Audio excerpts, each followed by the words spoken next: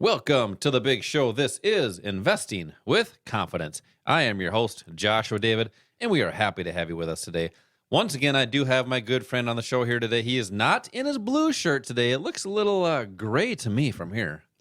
I don't know what you call it. It's a little blue, a little purple. That's not like how you're feeling today. You're not feeling blue. Purple, I guess. I don't know. How are you doing today? I'm feeling fantastic. That's good. How about you, Josh? How are you feeling? I am also feeling fantastic, and it's always great to be back, helping our listeners make better investing decisions. And we had another great market this week, but I want to talk a little bit about Online Trading Academy, our sponsor. They've been, located here in Bloomington. Online Trading Academy has been around for over 24 years, and teaching people skills and techniques to use the market for income potential. Right. And really, people are looking to upgrade their lifestyle. I'm guessing anyway, most people want to do better. And you might have to do different things. And we talk a lot about those different things, the different techniques, the strategies that they teach for that. And that's included into the stock market. So let's talk about that a little bit here today. Great week in the markets. The S&Ps, pretty much the markets hit. They were tickling those all-time highs again. S&Ps were tickling that. The Nasdaq as well. Dow Jones is a little behind. We've been seeing some down days in the Dow Jones. We've been talking a lot about oil this week. Last week we said it surpassed the $70 mark. Well, we're much past that. It's almost, I think it's almost touched 73 here this week per barrel. Now, Bitcoin's been a hot topic. We were talking about how it was consolidating last week. This week we've kind of tickled that range and got out of there a little bit. A couple down days on Tuesday and Wednesday, but Monday was a pretty good day. Kind of the same thing with Ethereum, still in that consolidation range. Now, we've talked a lot about the U.S. dollar. That has been driving a lot of the stock market gains and declines. It's kind of started a little bit of an uptrend, which could be a little concerning for the stock market. Now, that being said, let's talk about the stock market. What's been going on? We had Fed funds fund rates on Wednesday, the FOMC talking. How can we participate in these markets with the great moves that are happening? It's a great market. Yeah, well, I think one thing to understand is that I think a big part of these huge moves that we'd seen since March of 2020, some of those big moves, I think really were based on an expectation of the economy opening. And now that the economy is starting to open, a lot of the states are open, wide open now. I think it's kind of the same thing as you buy the rumor, sell the news. This was by the expectation and not necessarily the fact. So I think things are slowing down a bit, which means it's going to be more important to understand, how the markets function and what might be a better choice at one time over another. So it might be more rotation than before. But, we talk often about financial illiteracy, and our goal is to change that. Yeah, we're raising awareness to that. Right. But I looked at this. It's a report from J.D. Power, and I think this is really significant, and one of the reasons that we try so hard to get people to understand that the knowledge is there, the education is there. J.D. Power found this. More than 75% of Americans say that they're stressed about their money.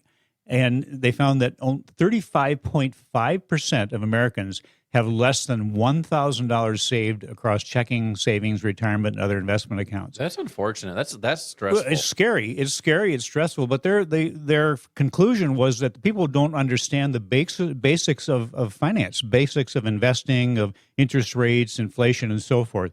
So that's our goal, is to try to change that.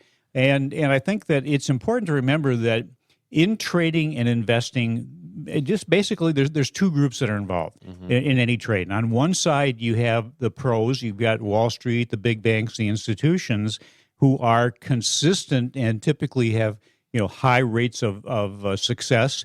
And then on the other side, you've got the retail traders, the public, most who are failing at achieving their goals or who are working too hard to achieve those goals. It's sort of like a tug of war. If you had a tug of war with 10 people on each side of the rope, on one side you've got 10 world wrestling superstars, brutes. On the other side, you've got 10 teenagers, skinny teenagers, many of who haven't even gone through puberty. Who's going to win that tug of war? That would be those wrestlers. Yeah, but what if the last skinny kid holding the rope let go of the rope, went over to the other side, and joined the wrestling superstars. Now, how's he going to do? Pretty well. And that's kind of what we do. We basically help you identify where the superstars in finances, where the Wall Street people, the institutions, where they're buying and selling, so you can do it with them. And that's the key. You don't have to compete, and you shouldn't compete against them.